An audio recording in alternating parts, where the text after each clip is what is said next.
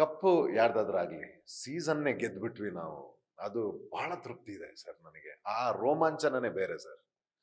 Sir ಈಗ season ಚಪ್ಪಾಳೆ ಕೊಟ್ಟರು ಧ್ರುವಂತ್ಗೆ. ಬಟ್ ಹೊರಗಡೆ ಸಾಕಷ್ಟು ಟೀಕೆಗಳಾಯಿತು.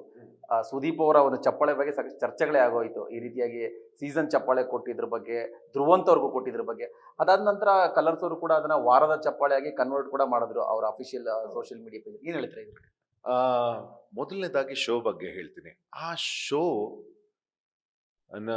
ಕಿಚ್ಚ ಸರ್ ಅವರು ಸುಮಾರು 12 ಸೀಸನ್ 12 ವರ್ಷದಿಂದ ನಿರೂಪಣೆ ಮಾಡ್ತಾ ಇದ್ದಾರೆ. ಜನಗಳಿಗೆ ಒಂದು ಎಂಟರ್ಟೈನ್ಮೆಂಟ್ ಮಾತ್ರ ಕಾಣುತ್ತೆ ಅಲ್ಲಿ. ಆದರೆ ಅಲ್ಲಿ ಸುಮಾರು ಎಲಿಮೆಂಟ್ಸ್ ಇದೆ. ನಿಮ್ಮ ಒಂದು ಕಾಮಿಡಿ ಒಂದು ಎಲಿಮೆಂಟ್ ಬಿಟ್ಟು ಅಲ್ಲಿ ಒಂದು ಟಾಸ್ಕ್ ಬಿಗ್ ಬಾಸ್ ಕಳಿಸಿದಾಗ ಇಂಥವ್ರು ಓದಬೇಕು ಅಂತ ಬರೆದಿರ್ತಾರೆ. ಎಷ್ಟು ಇಂಟ್ರೆಸ್ಟ್ ಇಂದ ಒಬ್ಬ ಅದನ್ನ ತಂದು ಹೇಗೆ ಓದ್ತಾನೆ.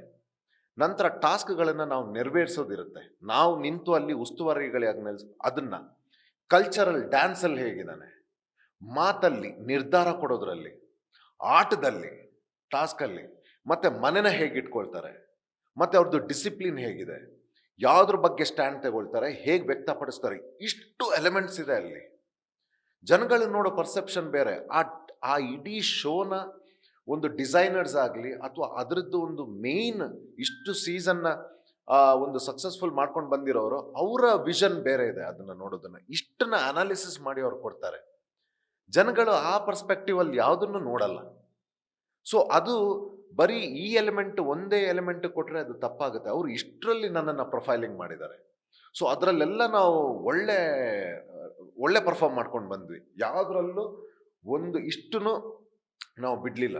ಒಂದು ಏರಿಯಾದಲ್ಲಿ ಕೆಲವರು ಬರೀ ಟಾಸ್ಕು, ಕೆಲವರು ಬರೀ ಡ್ಯಾನ್ಸು, ಕೆಲವರು ಬರೀ ಮೇಕಪ್, ಇಷ್ಟರಲ್ಲಿದ್ರು. ನಾವು ಆಲ್ರೌಂಡರ್ ಎಷ್ಟಿದೆ ಆ ಮನೆಗೆ ಸಂಬಂಧಪಟ್ಟಿದ್ದು ಅಷ್ಟರಲ್ಲೂ ನಾವು ಪರ್ಫಾರ್ಮ್ ಮಾಡ್ತಿದ್ವಿ. ಅದಕ್ಕೆ ಅವರು ಆ ಬಿರುದನ್ನು ನನಗೆ ಕೊಟ್ಟರು. That is great.